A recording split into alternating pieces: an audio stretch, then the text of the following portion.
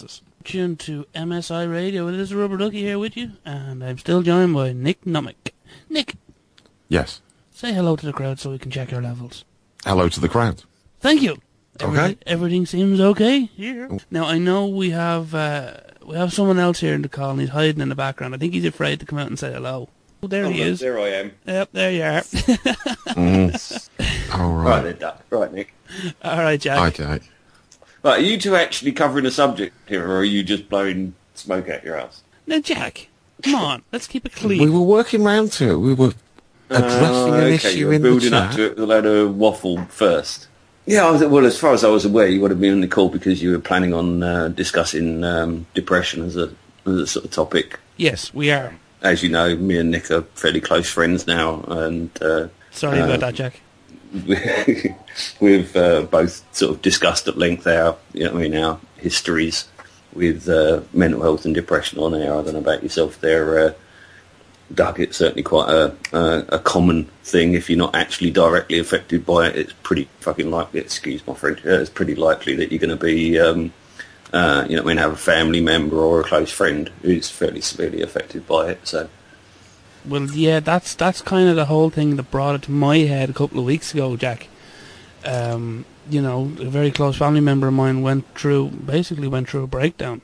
Now, luckily, nothing happened. They pulled themselves out of it. But a neighbour of mine wasn't so lucky, in regards that he did try and kill himself, but it's just that he was found in time. He's okay. Okay. Do I wait for my mic to unmute? Sorry. Alright, my mic's finally unmuted. My God, this Mac is so slow. Sorry, yes. I'm terribly sorry to hear about that. I'm sorry to make light in such a serious subject. I'm terribly sorry to hear that. Do you know if the person who attempted suicide had been on medication or had recently stopped taking medication? I'm not too sure about medication. I know he was in and out of hospital over the last couple of years with organ problems. As far as I'm aware, it's kidneys. So I can only assume he is on medication. Okay. Well, certainly long-term medication on nearly all of the psychiatrics leads to impaired hepatic function, as they describe it in the textbooks, but basically poor liver and kidney function. So it could well be an indication. But certainly the reason why I asked was simply because the action of the majority of the treatments, so-called treatments, that are issued to treat depression, the most widely prescribed group are the SSRIs. They may recently have been overtaken actually by the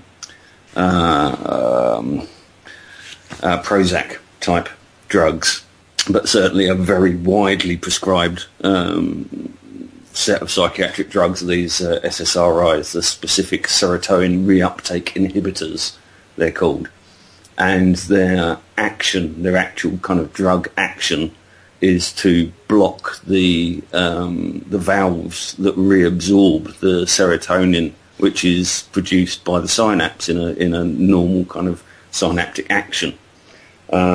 And the idea of this being that with each thought that passes that synapse, more serotonin is released, and with the previous lot having not been reabsorbed, there is more available.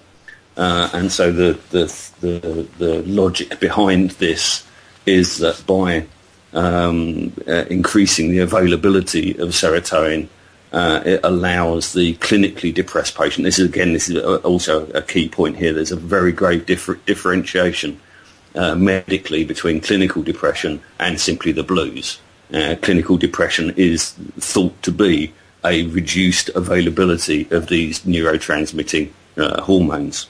So these SSRIs basically block this reuptake valve, and basically they make every thought persist. Where a normal thought might ping, under the action of SSRIs, it rings like a bell. It carries on, it persists. And this is a very strange sort of landscape to find yourself in when you first start taking them. First of all, it leaves you with some very peculiar thought patterns are initiated by this state of affairs, firstly.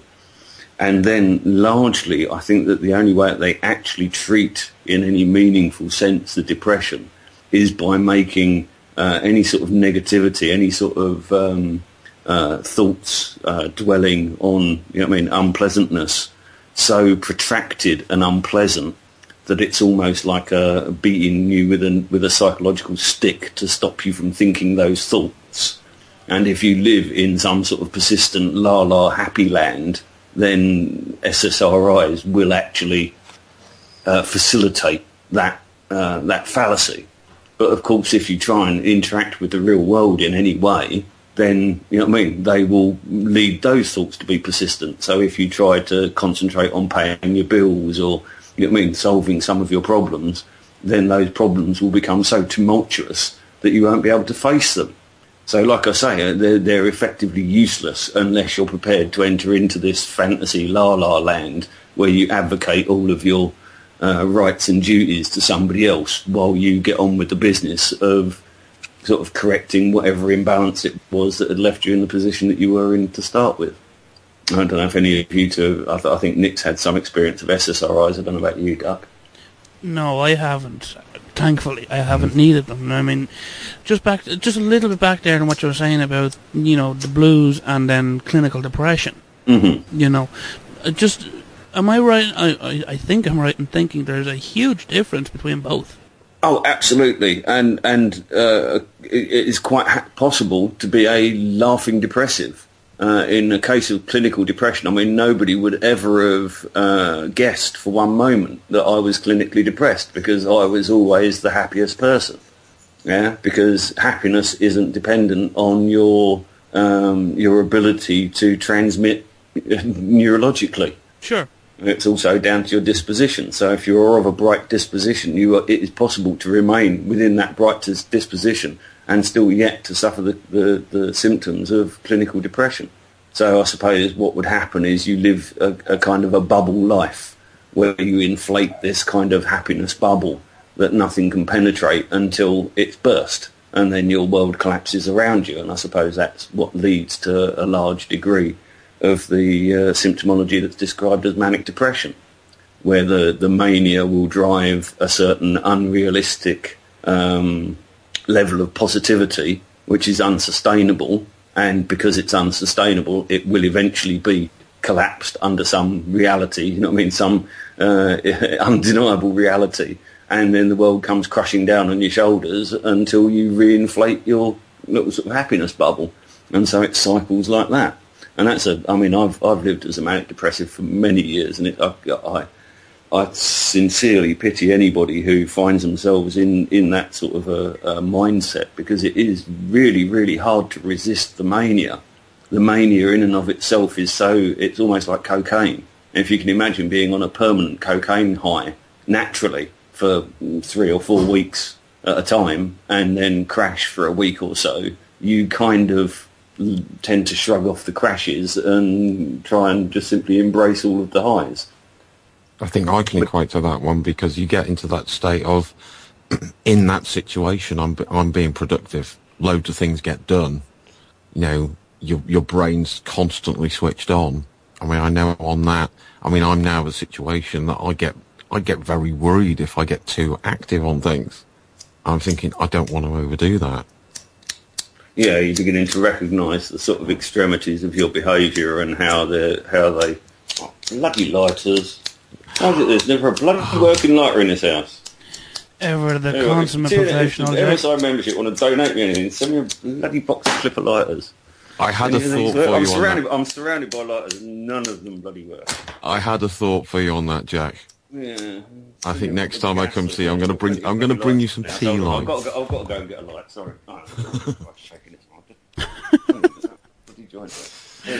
Well, folks, if nothing else, at least you get professionalism here. Yeah, my reason for jumping straight in on this sort of medication business is because I have seen this from both sides, and I personally feel that medication was entirely inappropriate for the 20-something or other years that they kept me on it. However, I do also know somebody who suffers from fairly chronic sort of schizophrenic, schizoid,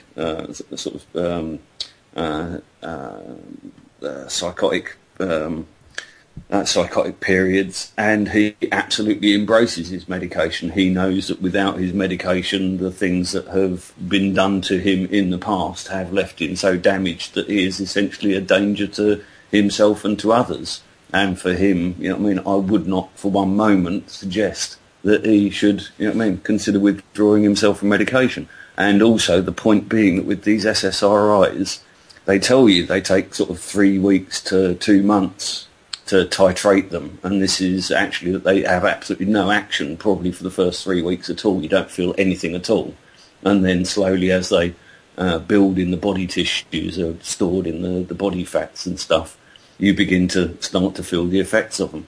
Well, the problem is with this, that when you finally do remove them from the patient, from the sufferer, then not only do you have a certain amount of rebound depression where because you've medicated against a natural emotional state rather than trying to work through the natural emotional state, there'll be a lot of sort of learning phases to have to go through in order to kind of sort of reintegrate reality, unmedicated reality.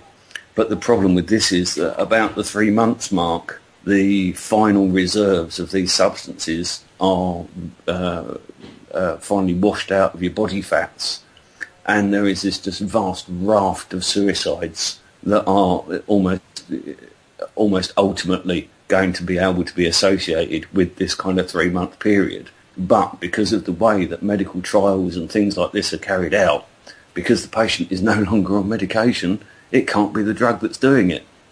So it's not considered anywhere in any of the technical manuals. It's like an invisible problem. Remember, there's no structure in the NHS, in the NICE mechanisms, in any of these systems with which to be able to associate so many deaths with the medication that's causing them, without the mechanism with which to be able to associate it through the the systems of autopsy and things. So we're seeing, I don't know what the rates must be, but I know from my personal discussions with people with experience of this, a lot of people will know, 2 or 3 people each who will have committed suicide and will have been on and off, usually, psychiatric medication. And this is one of the points, is that psychiatric medication frankly feels nasty. It makes you dribble, it makes you twitch, it makes you stammer, it makes you shuffle. It makes you look like a mental patient, even if your depression is something that you generally suffer only in your bedroom, and the world never sees. Once you're on psychiatric medication, every interaction that you have with the world is done as a dribbling, shuffling, twitching. And people do, people will literally cross the road to avoid you when you're in that sort of condition. So it's a really horrible thing to have to look out through the eyes of, and it's something that's entered into just far too lightly by the majority of GPs and psychologists. I think you're making a key point there. I mean, I think you said certainly when you come to coming off the drugs, you're still in an at-risk group. In a hugely enlarged risk. Yeah. That even your pre-existing depression was less of a danger to you by way of suicide than the 3 months after coming off of the medication is. Yeah. But I think, also you made the point, I know from my own experience, that if you're having a major crisis at that time, to be prescribed some pills, and if you actually read the literature, it does say this, you could be waiting a month. So you have to endure through that situation for those pills to kick in, because I think there was quite a lot of this of saying that people weren't aware. They were just shoveled some pills sent on their way. And I think there was a lot of people who, before everything had a chance to kick in, were having problems. But I think there's wider issues beyond this. Totally. Can I just finish up on this kind of approaching sort of NHS treatment, just while we're sort of keenly on the topic, and that's just to say that essentially the basic problem with mental health and the NHS is that the cheapest route for the NHS superficially is the route to simply prescribe for the the symptoms that are being presented and not to address the underlying holistic causes of those symptoms. This is completely contrary to any good mental health practices. Any good mental health practices will start simply with a conversation with the doctor. The doctor will spend 20 or 30 minutes asking you about your life, asking what they might be able to put into place to help them. Yeah. Mm-hmm. After that comes the talking therapies. After that, you should be offered a therapeutic counsellor. Now, that doesn't have to be a psychiatrist. There are lots of low-level counselling that you can enter into way before you ever have to meet a psychiatrist. If counselling doesn't work, then a psychiatrist for more detailed cognitive behavioural therapy, more targeted, specific therapies. Often, as well, the process leading up to those therapies of going through talking to your GP, going to see a regular counsellor and then moving on to the psychiatrist will often expose a lot of the issues that were causing the depression and the psychiatric problems in the first place. So essentially the psychiatrist will only be there to sort of unlock the deeper, darker parts of the issue.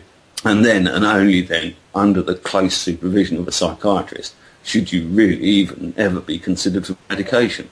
Unfortunately, the way that the big pharma feeds back into the financing of our GP surgeries these days, that's the situation that's never going to come about. So the more that we can publicise this and the more that we can get people approaching their GPs to actually be sort of forearmed with the information that they need and to be able to ask for the services that they actually want and not simply what the big pharma corporations would like them to have. And we might actually start to achieve something here. Yeah. So, yeah, certainly, you know what I mean, don't just always accept what your doctor gives you. If you have a GP that you're familiar with, that you're comfortable with, ask them if they'll see you. Ask them if they'll just simply see you to talk to them. If they don't have that time, see if there's a counselling service available in your area. There may even be specific counselling if it's bereavement, if it's divorce, if it's mental health problems. All of these have specific groups with charitable counsellors who all volunteer and are all very worthy. And if, again, you can strike up a good relationship with your counsellor, I wouldn't recommend that anybody opens themselves up to a counsellor that they don't feel. I wouldn't suggest that you should have to feel completely comfortable with your counsellor when in the very second that you meet them. Every new engagement as a neurotic is a threatening situation, and you won't feel entirely comfortable. But if after a few sessions you feel comfortable with them, then work with them. If you don't, then ask if there's another one available. Don't just always accept what you're given, because the mental health provision in this country is piss poor, and what you will be offered first is unlikely to be what you need. Yeah, you're going to have to fight for the help that you actually want, which isn't always, of course, the easiest of things to do if you're somebody who suffers from mental health problems. Yeah. I mean, I can agree with that. I mean, my experience in terms of counselling, I think initially when I was having my major problems, I was given pills straight away. I was put on a waiting list for counselling. And I think the first thing, when your name reaches the top of the list, and, you know, I was in such a state, I was taking issue with them then. My name got to the top of the list and I get a letter that says, OK, we can now schedule some counselling for you, but you have to ring in to say that you still want it, otherwise we will assume you no longer need it. Mm-hmm. And one of my issues is, if you are dealing someone with mental health issues who may not be getting their post and ringing in, you're effectively creating your opt-out. You're gonna, you could write that off and say, OK, positive result, no further action. You're relying on that person to take the positive action to get back in touch a long way down the line. And even having followed through on that, it's a case of the next thing that comes back is a case of you'll be seeing this person. And I think I got 10 sessions. So it was 10 weeks, 1 hour a week, and that was it. It was absolutely and strictly limited. And again, most people will get that and will probably end up with a psychologist who's doing a bit of counselling on the side, who's fairly disinterested, who they don't get along with, and who will be of almost no therapeutic use to them whatsoever. I mean, I'm constantly referred to the psychiatrist that saved my life, sort of thing. who came along after 20 years of medication and who wasn't wanting to medicate me. He thought that I had already consumed enough drugs in my lifetime that I didn't need to be on any more. And the most key thing that he ever said to me was that if you've got friends, who needs a psychiatrist? I mean, this was in a sense, having gone through all the NHS and had it fail me, which I think, most people will default, they will go to their doctor, they'll accept what they're given. And it's only when that doesn't work for them, I then had to go out and think, I have to find my own therapy. I have to find some like-minded people and we can sort of get something positive working. And, it just so happened I happened to meet a very wise Scotsman and a couple of other people who were in need of help, and we sat down, we played cards all day, and we drank tea and smoked. And basically sort of everyone told their little stories very gently and very slowly over a period of a few weeks, but they managed to air their opinions. And I found that, in itself, that this was just a DIY thing. And I found the other angle as well of, by seeking out alternative practitioners, even just for physical stuff, of just going in to see them when they start to take a case history and they're engaged and they're actually, I was seeking someone to try and help with some back pain and things. The amount of time and consideration they put in made a huge difference to me. And there is that sort of placebo effect that someone is actually taking the time and caring about a situation that have the knock-on effect on the mental health as well. And moreover, you've absolutely nailed on a key point here, and certainly something that I have only really recently come to the breadth of the sort of realisation of the implications of it. And it's very hard to say, knowing that people are going to be listening who may be suffering from major, psychiatric problems, who may have huge physical and physiological health problems. But essentially we make ourselves sick. We make ourselves as sick as we need to be. And essentially it's a matter of we are flung up in a hugely unsympathetic world, raised by parents who are so bombarded by the culture that they find themselves in, that they are more or less insane themselves. And we are pushed out into a world which, by its very nature, is like the insane asylums turned inside out. The only sane ones are the inside, the ones on the inside dribbling on themselves, because that really probably is about the most rational act in such an insane society. And so essentially what we see is probably the more troubled a person is, the more ethical they naturally are. And as a result, the greater the ailment has to be for them to justify to themselves them no longer meeting their obligations.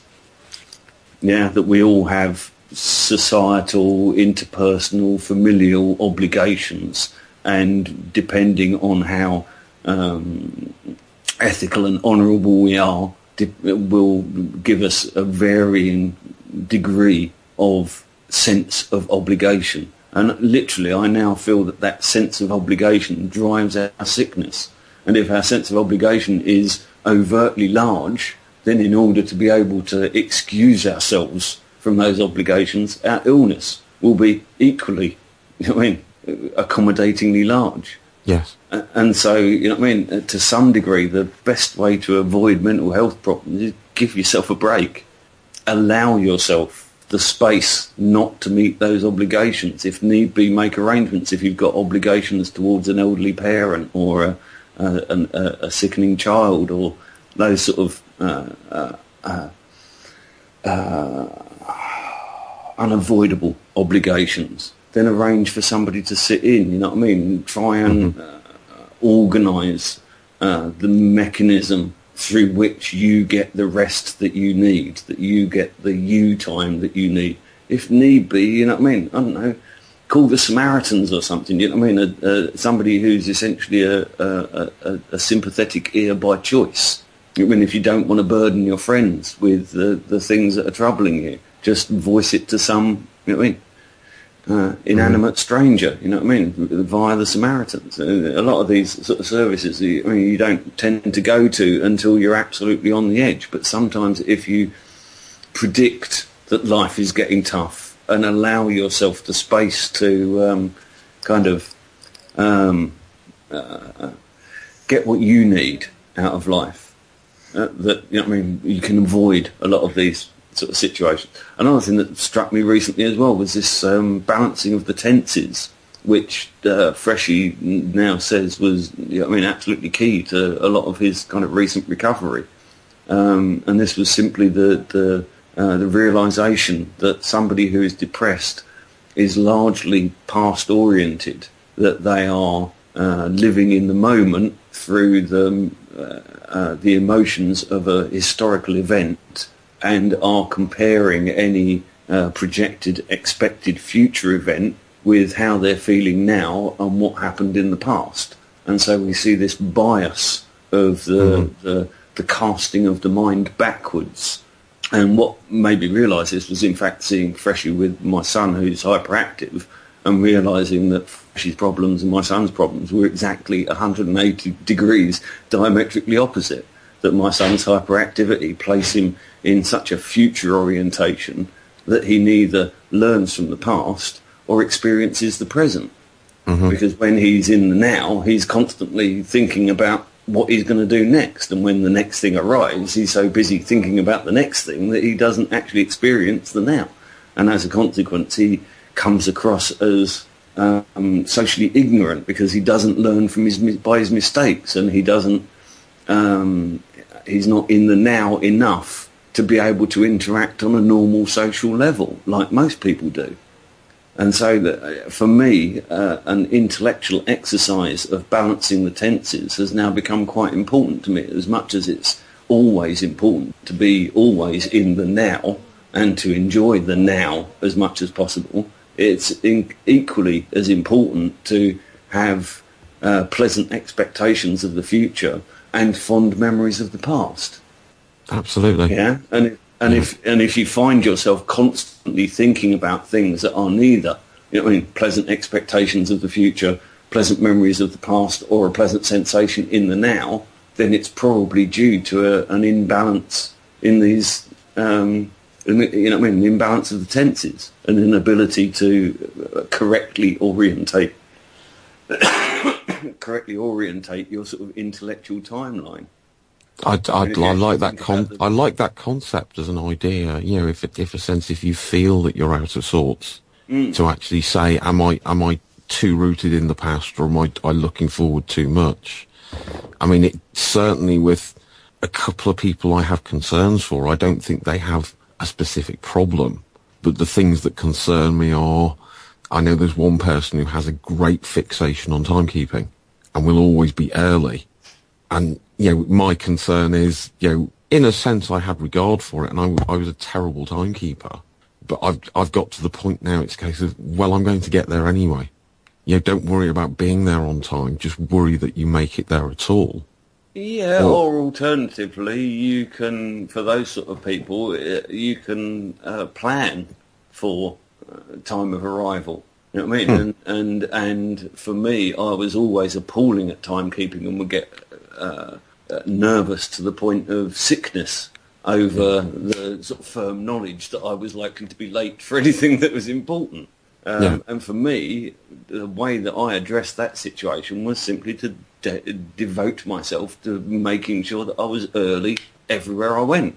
And so rather than endeavouring to arrive at wherever my allotted appointment was at a particular time, I would aim to arrive in the area maybe half an hour or an hour before, depending on how far I was having to travel to get there, and what the likelihood of delays on that journey were likely to be. But I would allow myself enough time of just simply being in the area that any possible delays on the journey would be, you know what I mean, would be consumed. and that I was guaranteed to at least arrive at my destination with enough time to simply sit on a park bench and watch the world go by for 5 minutes. Yeah. Or an hour, or 2 hours. You know But what I mean? I think if you plan the that worrying in, thing then is you obviously get arriving early at somewhere and then kicking your heels and wondering what you're going to do with yourself is very different from arriving at an area rather than at a destination and just wandering around and having a look. Yeah. Killing time. Intentionally. And it's appreciating those moments in the day rather than being hung up on what's gone before or what's to come. And I think, as you say, it's about the focus of the mind. And I think the one thing, almost certainly to me as an indicator, and I see this in a lot of people, is to see the hints of onsets of depression, is to see people internalising everything. Everything becomes focused back on them. And no matter how great a disaster, I know someone, I was actually ringing them up, I think it was the time of 9/11. I said, did you see all that went on? And it's a case of, oh yeah, I felt so really bad about that, I had to turn that off and go to bed. And even the fact it was something completely external to them, they had no contact with anyone in that place.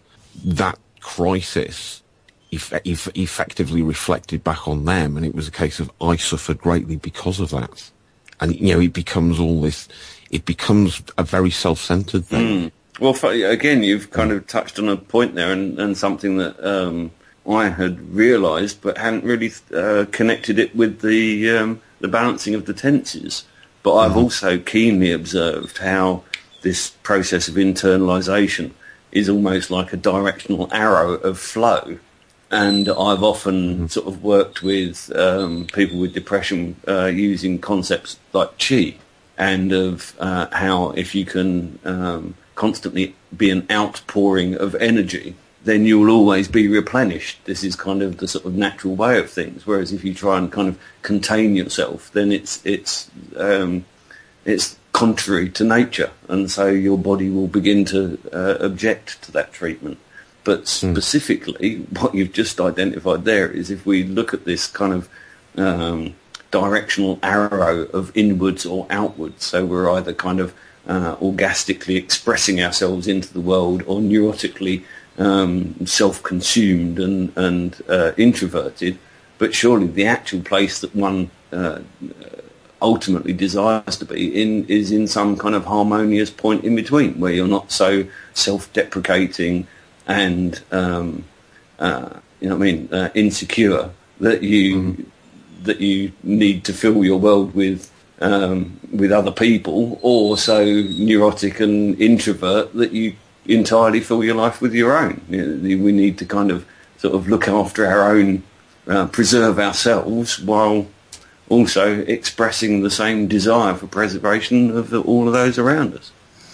Oh, I think you hit on, I mean, you just sent me off on another direction. I think there was something I was reading recently from the Taoist perspective, just the phrase cultivate equanimity, to effectively place yourself at the centre of all things, to be as unaffected, but, effectively to allow it to flow through you without affecting you.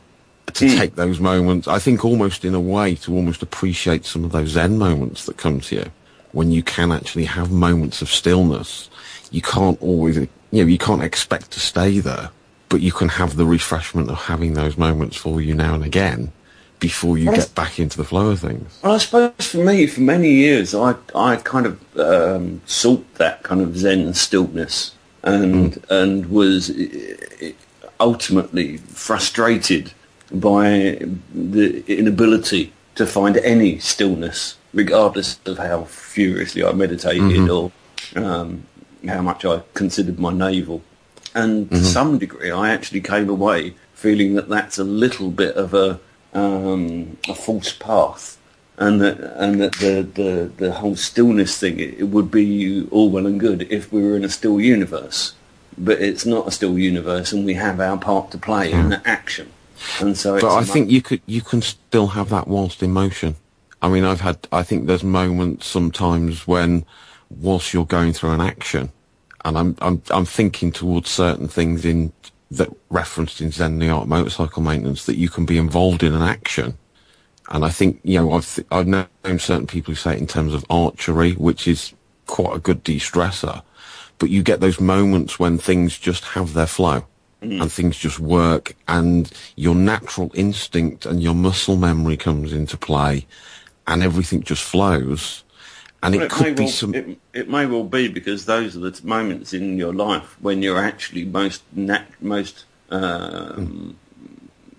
correctly representing your nature. Yeah. Where if you consider your normal behaviour to be like the flow of a river, you know what I mean, an irresistible urge from the past towards the future, and that essentially we intellectually divert away from that which is driven purely by nature as sort of thinking sentient beings, and that the reason why, you know what I mean, walking barefoot in the park or just sitting under a tree feels so damn good is because those are the very few moments in time during our sort of protracted lives where we are actually embracing our truer nature,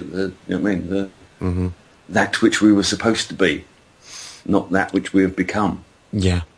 And I think, this is one of the concerns I see, I think only from having gone through the process myself, is I look at other people in the world, and my big concern is, I think the way the modern world is structured, we hear a lot about NLP and cognitive dissonance, but I think there's so many other things at even just a more subtle level. I think there's a great many people, I wouldn't say they're awake to things, but I think their subconscious knows that something's wrong. And I think at the same time, their conscious mind is desperately fighting to remain within the system. Yeah, precisely. And that's the analogy that I was using with the same person trying to live within an insane society. Yeah. And it's really only the loonies. It's the ones that think that they're sane that are the nutters that we've got to worry about. Well, I don't know. I think it was asked in the chat room, and everyone said no. I don't think there were many people in the chat box the last time it was questioned who would have stood up and claimed that they were completely sane. And I think it is something that concerns me. Is I've appreciated the power of MSI in terms of the information coming out, but again, I think that has to come with a slight misgiving that there will be people who'll come here and they might get a lot of information very quickly that they will have a great deal of difficulty processing. Yeah, well, we're talking kind of paradigm shift situation here, and through the years of being connected with this kind of movement, this kind of sort of truth movement, the number of relationships that I have seen broken over one or other of the couple having achieved some new paradigm that just simply no longer fits with that they previously shared with their partner, and that the consequences can be quite dramatic. Yeah, and I think, in a way, I know I can speak personally. I think comments I've heard from yourself and before from previous shows would suggest that is always going to be an issue. I think it's very hard for someone who's got close family relationships, if they stumble in here, if it's all still new to them, to actually be able to go out to the rest of your family members and say, you really want to check this out, and have everyone come in, and to be able to keep at the same rate, to not have some sort of friction, I think is pretty much asking the impossible. And much like the kind of scientific paradigm shift that I've had to undertake with the digital virtual reality stuff, that your brain simply cannot hold the two contradictory paradigms. So essentially you get to a brink point where you either have to embrace the new paradigm or, take the green pill and be happy that steak still tastes like steak, even if it is only virtual. And kind of I think that also leads to a lot of mental instability, because I know of a number of people now who I have seen lose it in a really huge way because they've tried to keep one foot in each world.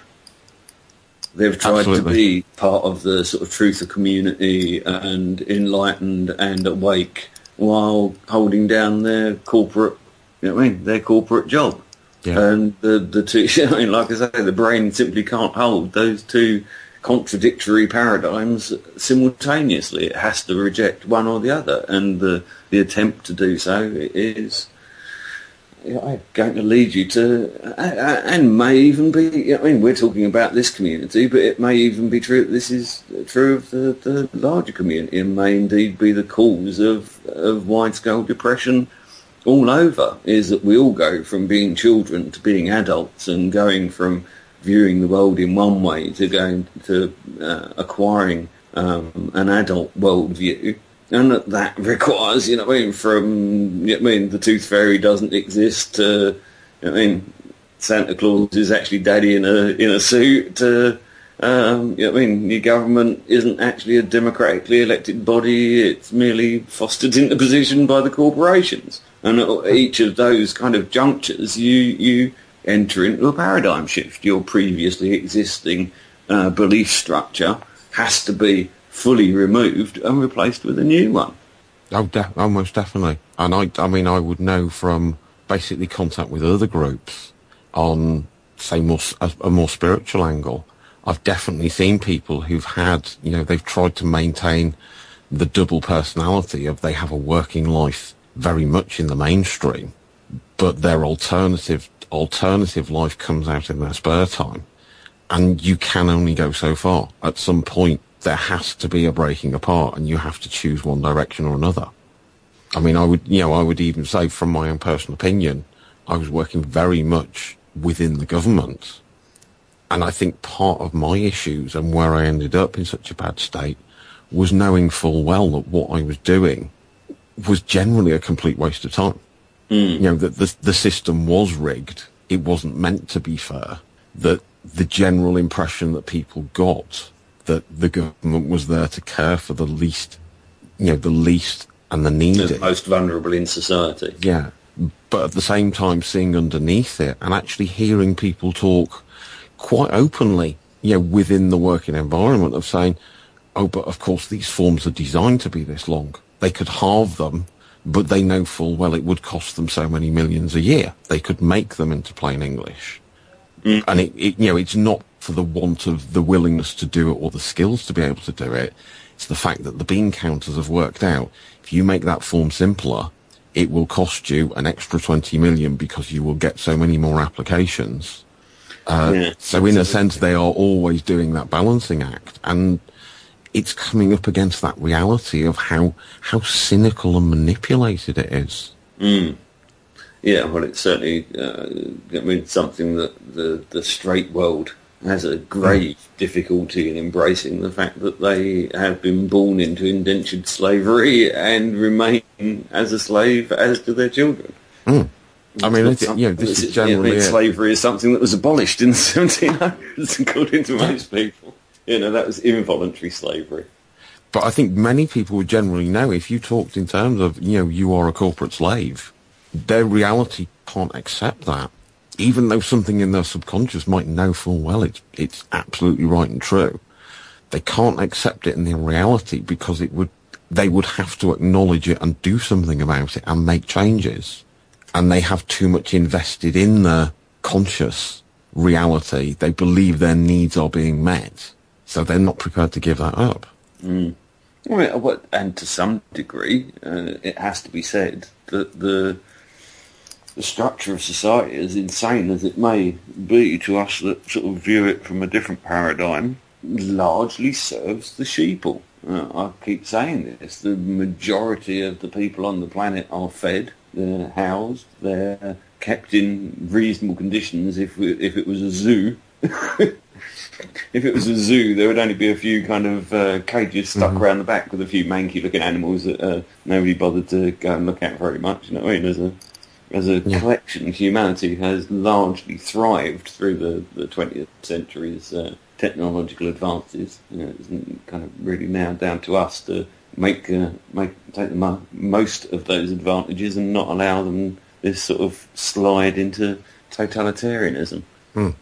But I think we've got to look. It would certainly seem, I'm not looking at the media. I know what's going on. I'm hearing word coming through. but it would certainly seem that we are hitting a very serious point in history, that all the things that were set up prior for my parents and the generations before them, the likes of the welfare state, and all of the other things that were given for people to aspire to, most of those seem to be breaking down. You know, we're looking at things now, I'm hearing work that, you know, they're talking about basically people who are out of work will be made to work. And at what cost? Which is the other thing that I haven't heard in any of the discussions. Oh, shush you. Yeah. Sorry, Toby wanted to join I me. was thinking the exact same thing. Oh, as soon as you're back, Duck, you chat to Nick for a second. I've got to run upstairs and go and grab the big ovens. Oh. Nick, refresh my memory. What were you just talking about? Well, I think generally looking at, I mean, I was saying in terms of, you know, I think a lot of people here will agree there's a paradigm shift going on. Yes. Lots and lots of things are in the process of change. Oh, God, yes. And I think, you know, a lot of this is causing fallout. And whereas before, you know, I think a great many of us, we have to hold our hands up and admit that, you know, if you had spoken to almost anyone here about 10 or 15 years ago, they would not have the attitudes they have now.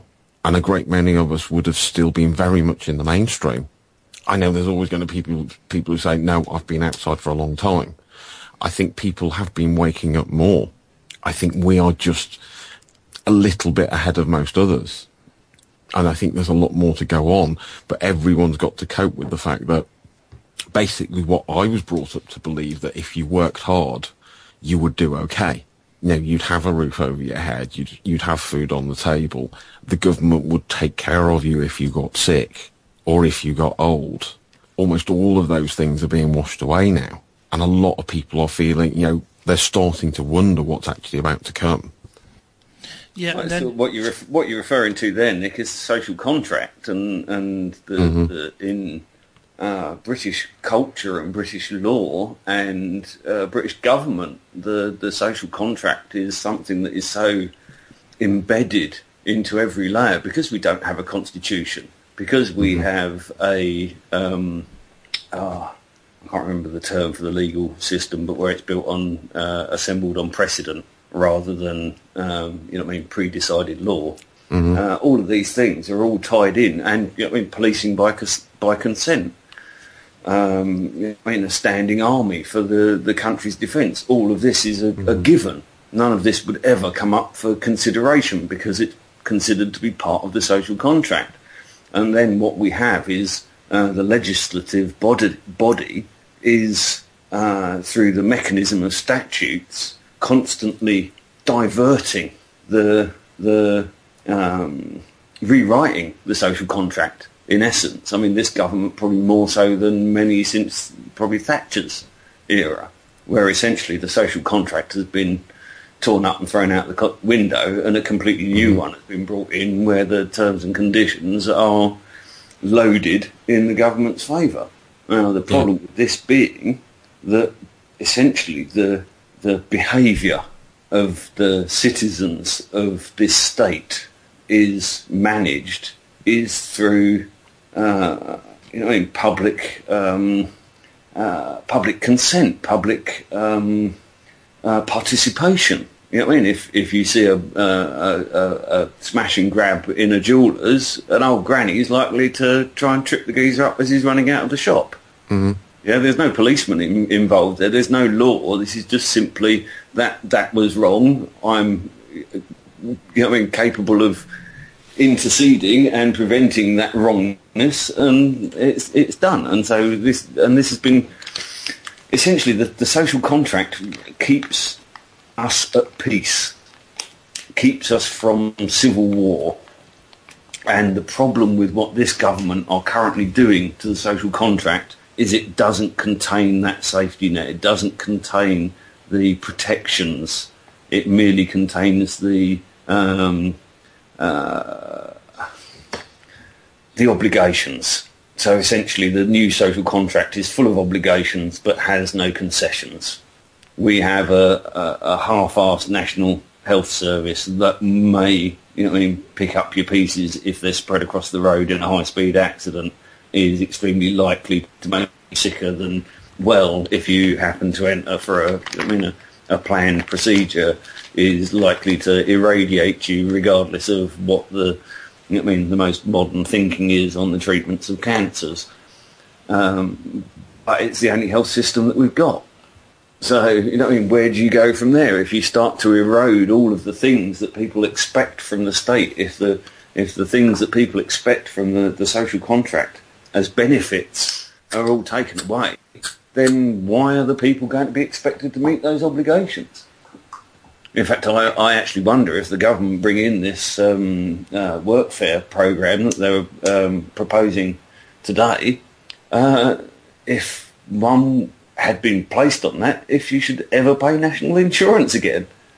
Because that's quite clear transgression of any consideration of a contract between ourselves and the government.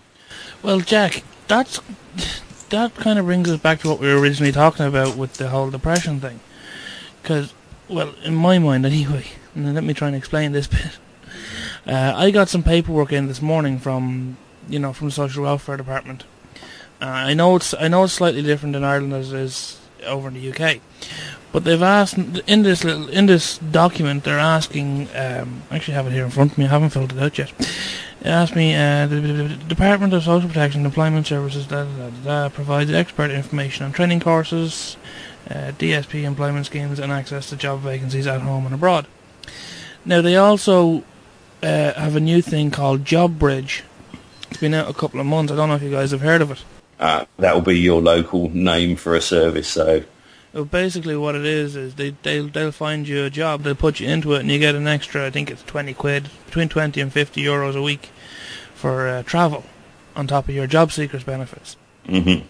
And you're supposed to be grateful for this because you're getting full-time job of 40 hours a week, and you're going to be getting €200 or €220 a week for doing it. So basically, you're getting paid half the wage. Mm. But on the same note, you'd still be claiming your wages as such under the job seeker's benefit. Mm-hmm. Yeah. If you get me. So they're still going to be expecting you to go look for work at the same time. Mm. And now there's two flips, two sides on that coin.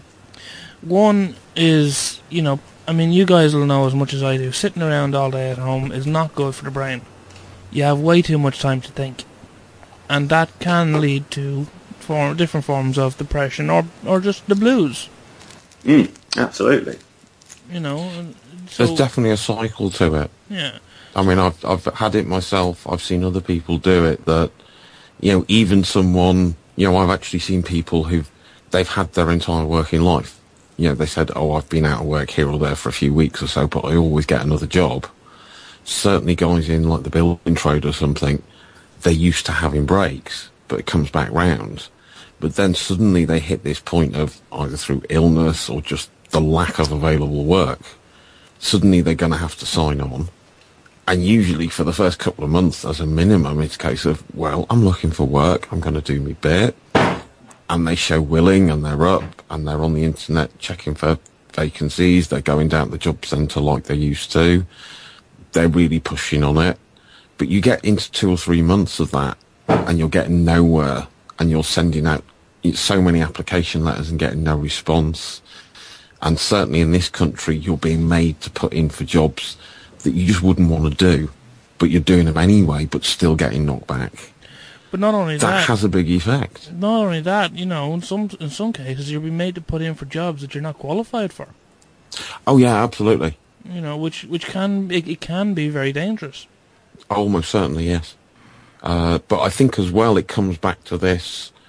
I mean, I don't know if it's more an issue for this country than anywhere else, because so many people I meet, it's almost a case of once they've got your name, almost the second question that comes out off their lips is, what do you do? Uh-huh. And your job is your status. So Very much more so than Nick. That's exactly the point that I was about to raise. But that's everything.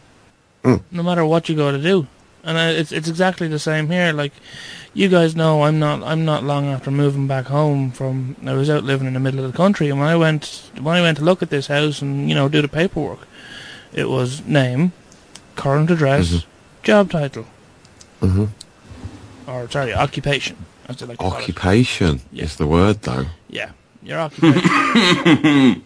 You know, like an army.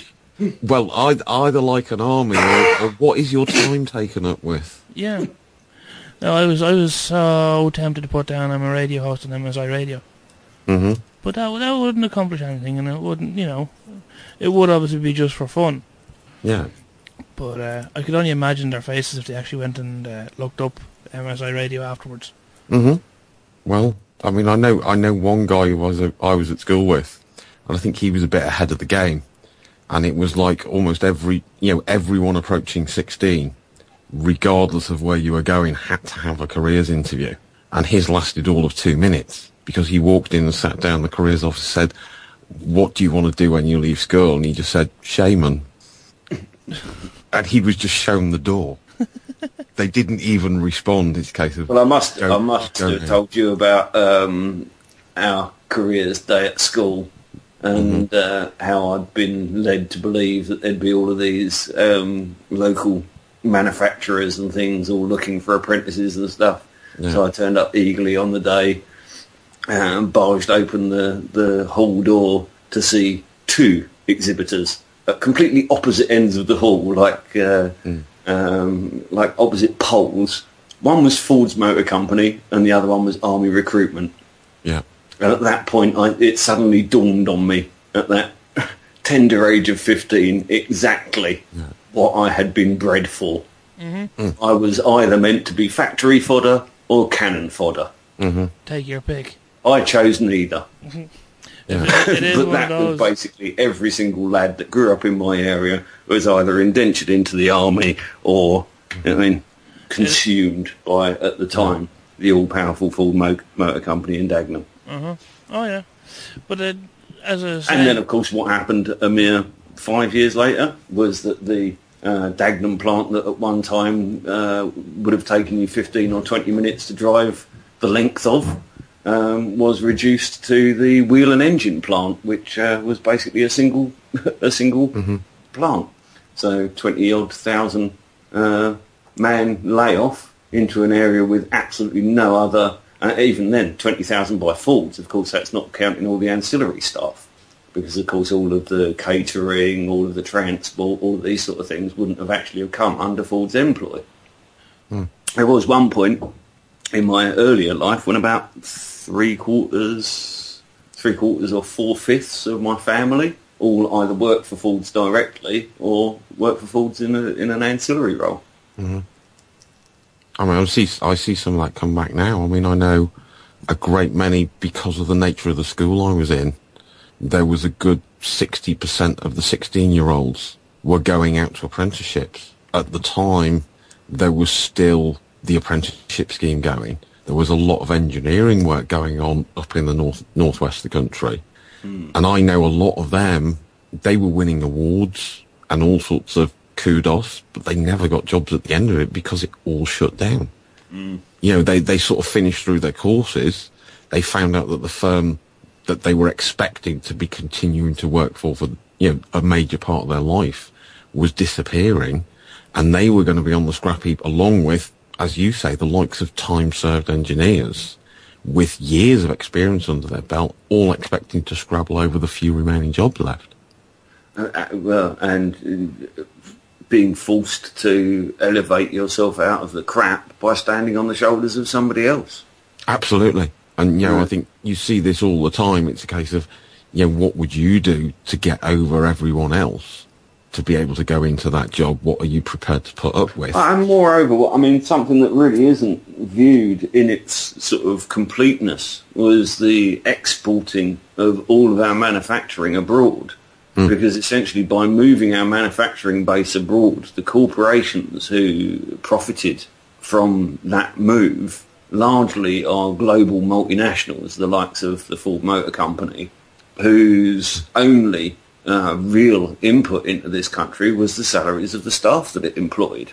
And so as soon as you allow for the wholesale removal of all of the manufacturing industries and all of the production industries, your coal, your steel, mm-hmm.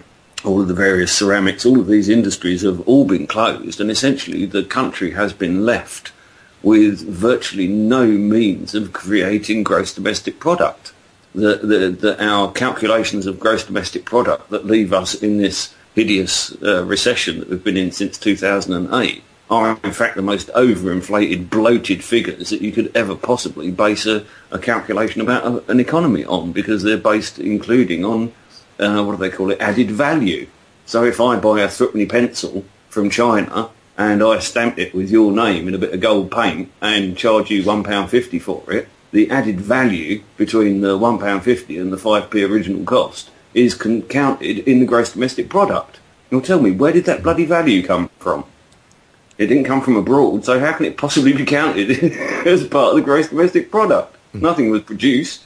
Money changed hands. That was all that happened. Yeah, but I think by creating that markup, I mean, even on this of by exploiting the third world cheap labour, if you drive the costs of the manufacture down, you ship it here, you still get you get to make a bigger markup. The gross domestic product's happy. No, you only do if you sell that product again onto a third party, onto an external country for an additional markup. Yeah.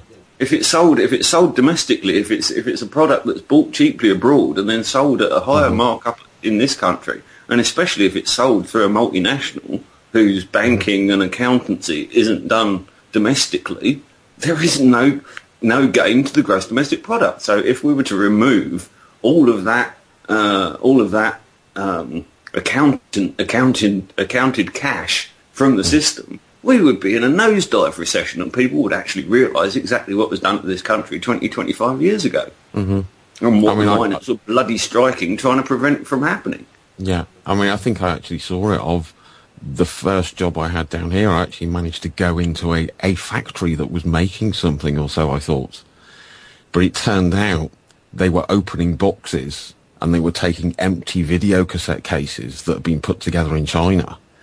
And I was basically a dog's body on a line who I was taking these out of shrink wrap, placing them on a conveyor belt to go into a clean room where the actual magnetic tape would be spooled on.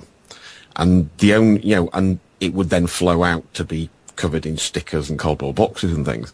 But the only reason that they could not ship that abroad was the technical knowledge to run the complex machines that were threading the tape in. They needed the skilled engineers here. Yeah. If they'd have got the skilled engineering knowledge base in another country, that factory would have been gone in an instant.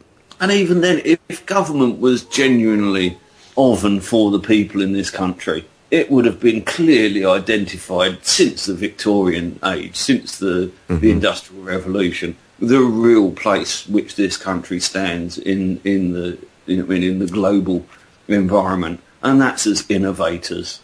And this country is just renowned for its ability to think outside the box and to come up with innovative solutions to complex problems. And it's not just the guys in the sheds. It could be high-level factories who could drive this forward, but they've decided to put it into intellectual terms. I mean, they've sort of focused it to Oxford and Cambridge, to the really high minds, not the ordinary clever blokes with the spanners who know how a piece of kit malfunctions. Well, there is that, but through that you always get the sort of the Mark Dysons who will always kind of bubble to the surface. The guy that just simply is able to think of stuff that other people. None of Dyson's innovation is actually that innovative. His innovative ability is to take pre-existing concepts. I mean, the turbine vacuum cleaner, I was working with Hawker Siddeley dust extraction systems that were basically an enormous Dyson in the 70s.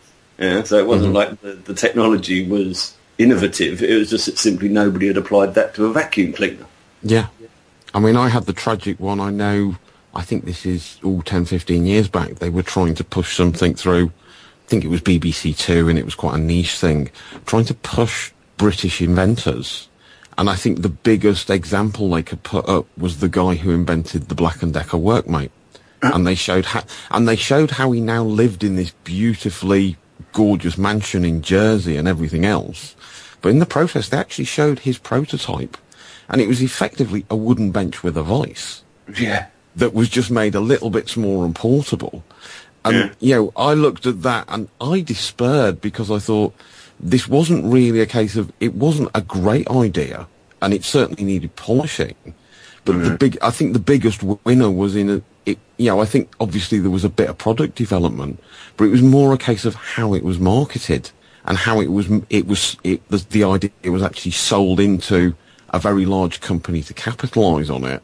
And this guy was sharp enough to negotiate a good deal on it. Yeah. So it's more about the marketing skills and trading in the market. And again, I think the couple of times I've watched Dragon's Den, it makes my skin crawl. Yeah. That you've got these sort of people who are looking, basically they're sitting on pots of money. They're looking for the people who have got the genuine ideas, and they immediately want to throw a load of money at them and take it away from them. Yeah, they want to own it, possess it. Well, again, here we're falling into the realms of intellectual property, and for me, the whole concept of intellectual property is abhorrent. And I actually think that the corporations, rather than relying on intellectual possession of their copywritten ideas, that they really should be reliant on their ability to manufacture a reliable product, an attractive product, a product with good warranty and support. You know what I mean? That these should be the selling points, not just simply that you've been able to monopolise on some thought that has been able to be written down on paper before somebody else has thought it, because it's probably been thought by somebody else before. They just didn't bother to write it down. And this is the whole thing of copyright, isn't it? It's the race to get that C stamp on the paper. And as a result, the entire planet is held back by intellectual property. This is where the sort of open source community has woken up to exactly what intellectual property has done to.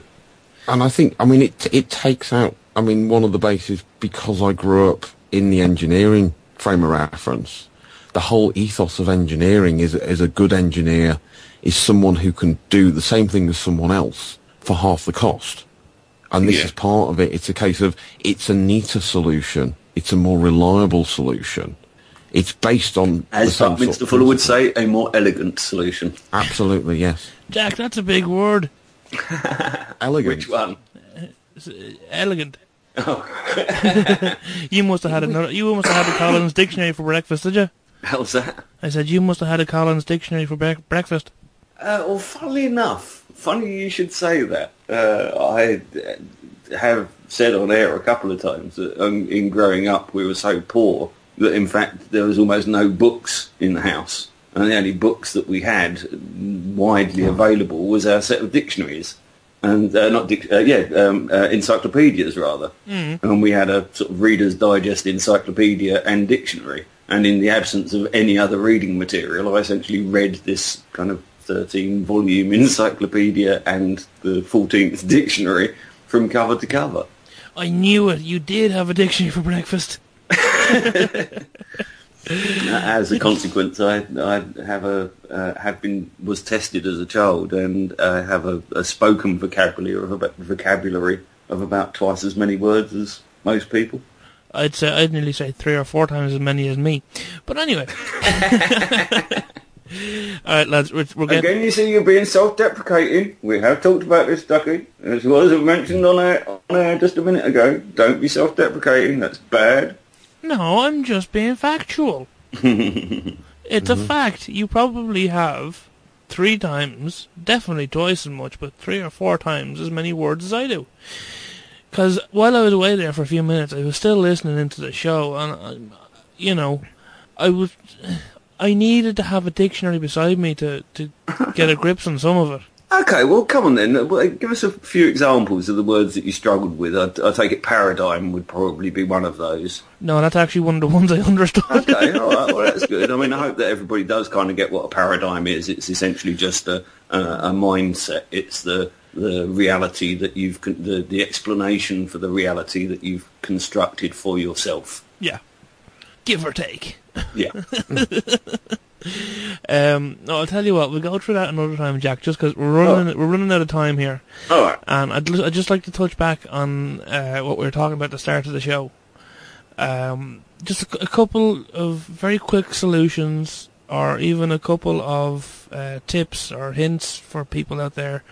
You know, if someone suspects a friend, family member, or neighbour may be depressive, or in a state of depression, if that's a better phrase, Nick or Jack, what would you say would be the key signs to look out for? Usually withdrawing from social engagements. So the first thing that you do as a depressive is you begin to retract from any social interaction.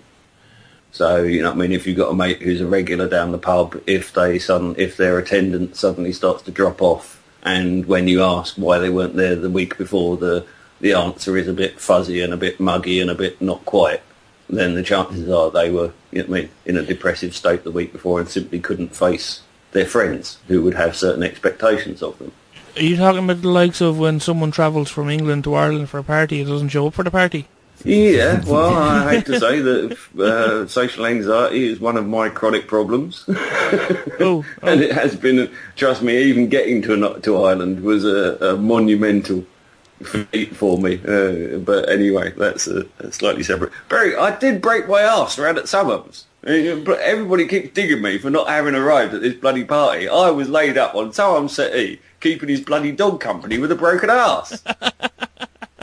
You're going to get that until the next person does something. Yep.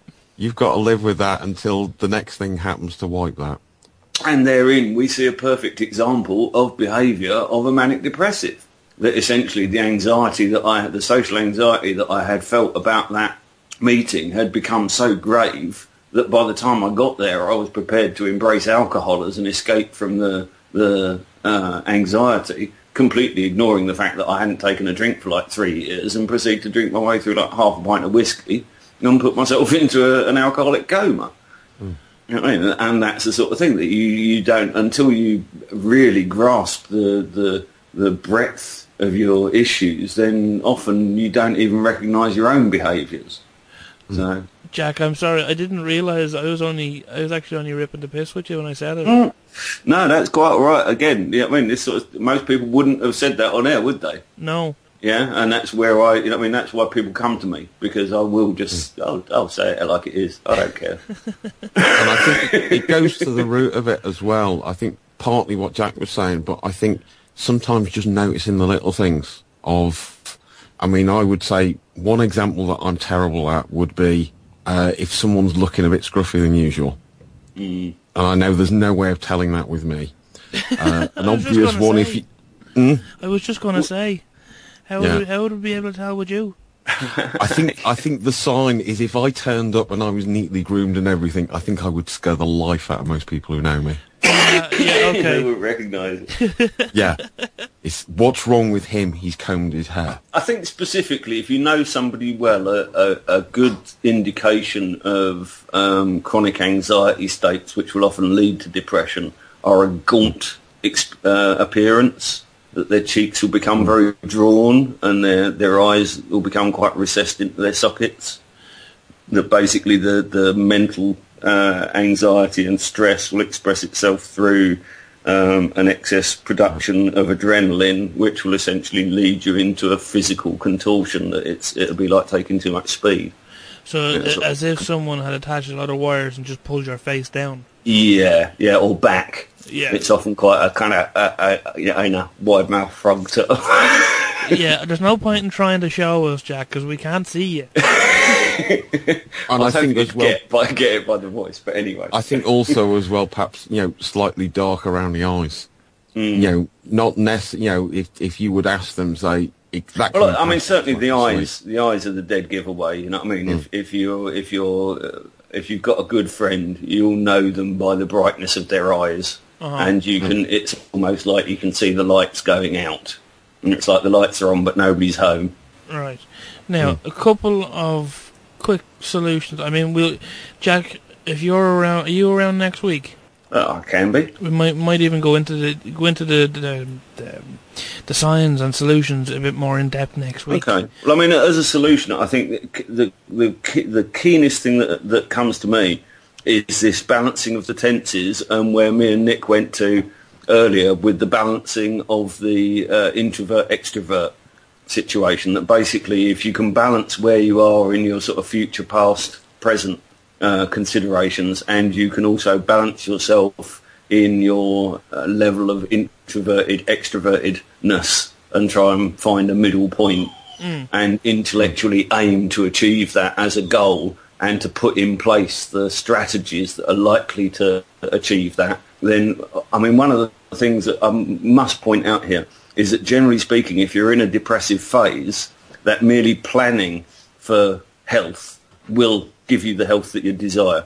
That what seems to happen is literally the moment that you turn your mind towards health, your life revolves completely. All your problems drop away. You'll get, you know what I mean, the letter will arrive on your doorstep the next day saying that your bills have been paid by a mysterious donor, or let me just answer this door. It's basically like turning around. I think, you know, from what Jack said, and I know I sent you some cartoons, and some of them are quite dark. Yeah. And I think there was one there that actually showed, in a sense, the vicious cycle of depression. You know, like you go self-loathe, you know, in a sense, you have this self-loathing. You don't put the effort in, so you don't get results. So you consider yourself a failure, and you go around in circles. But it's, you know, it can only take an instant to actually turn out of that circle and into something positive. And there's no accounting for how that change can happen. Well, you know, I had one email that changed my direction. There actually is, Nick. The reprogramming of the mind can be achieved as an intellectual activity, as an intentional activity, that essentially our synapses are engorged or eroded according to how frequently we use them. And so the ease of the passage of our thoughts is restricted or encouraged by the routine recurrence with which we use that particular passageway. And so by going through certain cognitive behavioural therapies, or just simply intellectually embracing the need to strategise for whatever problems face you rather than worrying over them, that you can literally remap your brain. So even as a lifelong depressive as I have been, my suffering of that condition is nominal now. I wouldn't say that I'm fully recovered, because that would be almost foolhardy. I mean, I've been told too many times that whatever I can't deal with now is my own problem. It's going to be there for life, sort of thing. But that's okay. That's fine. I mean, it's not a problem. I'm thinking more in terms of the change can come in an instant. And I appreciate what you say, that once you've started on that road to change, there are lots and lots of things you can put in place to make sure you stay on that. And I think, sometimes, I mean, you say about solutions, sometimes it's a case of if you can smile more at people. Oh, God, yeah, and look up as well. As a depressive, you tend to walk around looking at the floor. Absolutely. And if you really want to get, especially living in a city, if you want to get depressed about where you live, walk around looking at dog shit and spit and somebody spat out chewing gum all day. If you look up, you'll suddenly see that the architecture's there, you know what I mean, trees, blue sky, whatever. It just elevates the mind. And again, that's another key point as well, is that a lot of depression is actually driven by posture, that the adrenaline causes us to kind of contract and hunch, and that this is exactly the thing to do if you want to feel depressed. So often simply the intellectual activity of straightening yourself up to your full height and maintaining your posture for a period, I mean, consciously and persistently, will actually elevate your mood. Definitely. Shoulders back, chest out, head straight, you'll feel better. And as ridiculous as that sounds, it literally is as easy as that. And when it's so bad that you can't do anything else, slow walks. Get yourself out the front door, close the front door behind yourself. Don't worry about where you're going. Don't worry about how fast you get in there. Just walk. Go. Just put one foot in front of the other until you're done, and then go back the other way. Just there on what you said about posturing, Jack. You chest out, shoulders back, head up. It's really that's more of a come at me stance, really, when you think about it. In other words, no, I mean this. I mean this in a positive note. Like, it's more about how our physique dials into our psychology and that a hunched posture or a frown actually generates the thought processes that encourage that. So literally, if we walk around with a plastered smile on our face, as ridiculous as it may feel when we first do it, it will actually be sending the smile signal to the brain. Which will in return release that because we control our bodies, because I tell my hand to do this, it goes and does that, that somehow it's the mind in charge of the body. Whereas, in fact, biologically speaking, it's largely the other way around. The processes of the mind are derived from the functions of the body.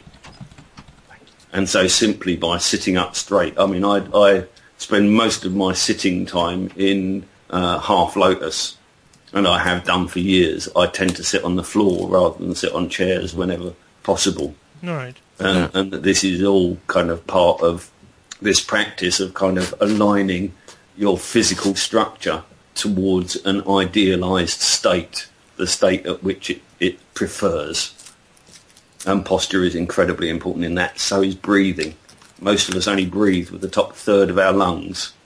And that's probably where a lot of this sort of COPD and stuff like that is coming from, is that simply people are underutilising their lung capacity to such a degree because they don't engage in heavy aerobic exercise enough to be able to exercise that part of their body, that essentially that whole part of the circulatory system begins to fall into disuse. And then we get circulatory problems, heart complaints, cancers, liver problems, skin problems, and, of course, psychological problems, because biology drives psychology. Okay, well, guys, we're going to have to wrap it up real quick. So absolutely. So, and we will. Well, thanks for inviting me on, anyway, Duck. Well, Jack, cheers for coming on, man. Full of information. I was glad to see you around because I knew you'd have stuff to cover on this. Yeah. And I was going to say, from what you've said, I mean, my summary of what you just said, it's fake it till you make it. And you may not feel like being happy, but go out and try to be happy. And unfortunately, even if you resort to the drugs that the doctor's going to give you, the only way of those working is to fake it until you make it. Yeah. So you either do it off your own back or you do it pharmaceutically induced, but trust me, doing it off your own back will be a lot less unpleasant than doing it through pharmaceutical induction. Yeah. And quicker. Just one more thing before we go. This might sound silly, but I was told this years ago as a kid, well, as a young teenager. Something to do, you know, if you're feeling down or if people are getting to you or if life's getting to you. When you wake up in the morning, now, Jack, you're probably going to slate me for this, and you as well, Nick. But when you wake up in the morning and you go, you know, first stop is normally always the bathroom. You have a wee and you wash your face and that, and away you go about your business. But when you do that, just look into the mirror, say something nice about yourself, or even just think something positive about yourself, and then go about your daily business.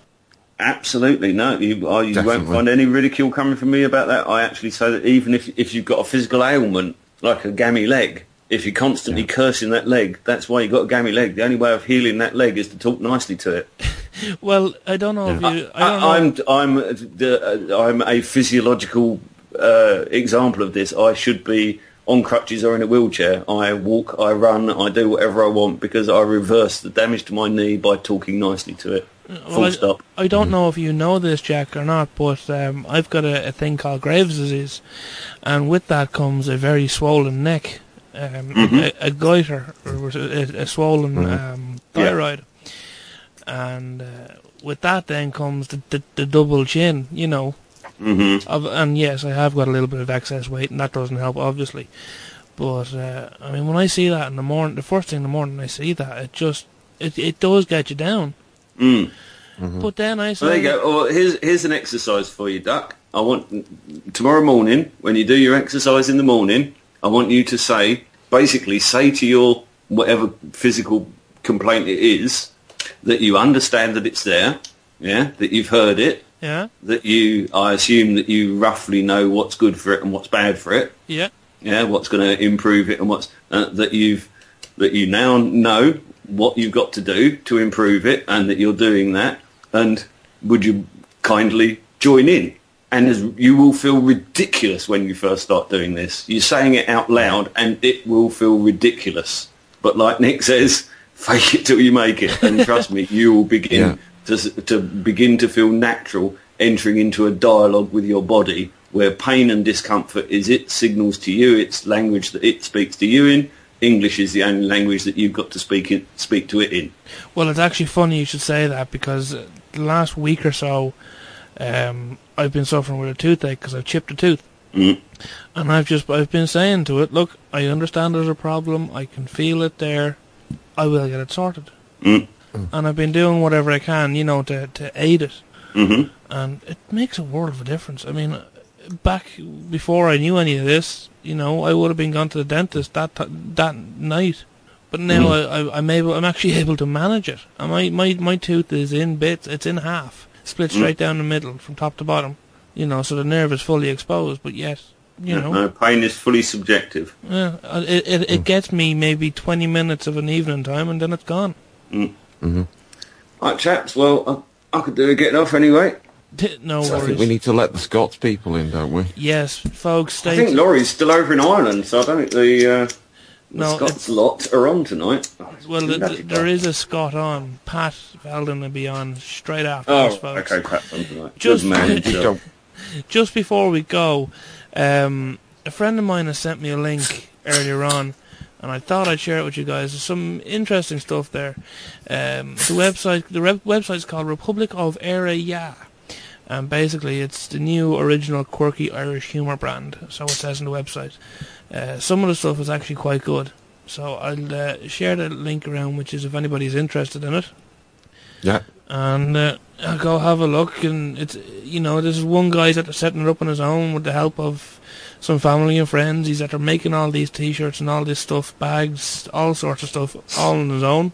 And basically, he's trying to make a few bob for himself, So this is the, what would you call it? The essence of keeping it in the community, if you will. Yeah. Okay. Well, that's certainly, shop local, because even if you're shopping through a corporate multinational, if you're buying locally rather than online, that at least the pay that's having to be paid to the shop staff is being returned to your community. Yeah, exactly. Yeah. So even if you've got to shop at bloody Sainsbury's, shop at Sainsbury's, don't shop at Sainsbury's online. Exactly. And I think it hits another thing of, the one thing, have a laugh with it as well. Oh, Always try and seek out something that will give you a laugh and raise a smile. Definitely. One thing that was said to me a couple of years ago as well, we're seriously running over time here, but one thing that was said to me a couple of years ago, I see you ran out of smiles. Here, have one of mine. It's cheesy. Well, it's cheesy. It's cheap. But my God, it makes a difference to that person. Yeah. Totally. Be gentle. Be kind. Rewind. Do what you can. Don't do harm. I did one recently, and every now and again, if I'm feeling in the need, if I'm out driving, I've actually sat. I have to explain it to people sat alongside me if they know it. I said, no, I'm doing 30 miles an hour at the moment. And every time you're at the lights, especially if there's a nice-looking girl, and for some reason down here there are some very nice-looking people who look really miserable, but if you can get that smile down right and you make them smile back, you can really get into it. But not only... And they may think you're nuts, but they're going to smile anyway. Yeah, but not only does it help them, it actually cheers you up as well. It does wonders for me. Yeah. Oh, yeah, me too. But anyway, Jack, thanks so much for coming on, man. And no problem with that. Hopefully you'll be around again next week to join us. And we get more into depth into the science and solutions of depression. All right. See what we can do about that. Yeah. So it's time now for you to do your research, Jack, and come back and show us what you got.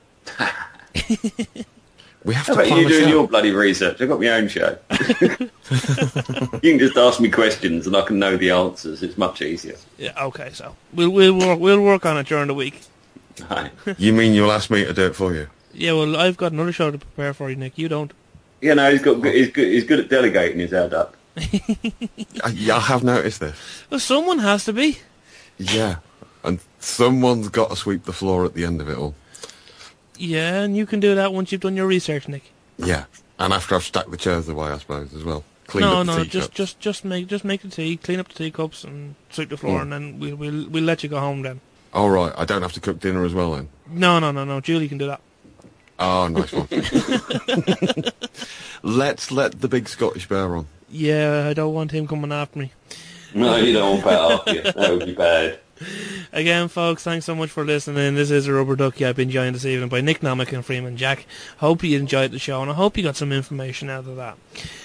Don't forget to join us back here next Monday, 7 to 9. We're still covering Tim from Tying Slot. And next Saturday, I'll be on, and hopefully I'm actually going to be joined by the director of Area, or the Republic of Area. I've been in chat. I've had a chat with him. He is quite busy, but hopefully I'll be able to get him on and find out what he's all about. So that should be good. Now, as I said, Pat Veldon is on the way, so folks, so stay tuned, and don't forget, Cancel the Cabal with Todd Foster is up at 12 o'clock. All I've left to say, folks, is thanks so much for tuning in. You've been listening to the Rubber Ducky on MSI Radio. Don't forget to check out the schedule and stay tuned during the weekend, over the weekends. Many interesting shows right here on www.msiradio.com.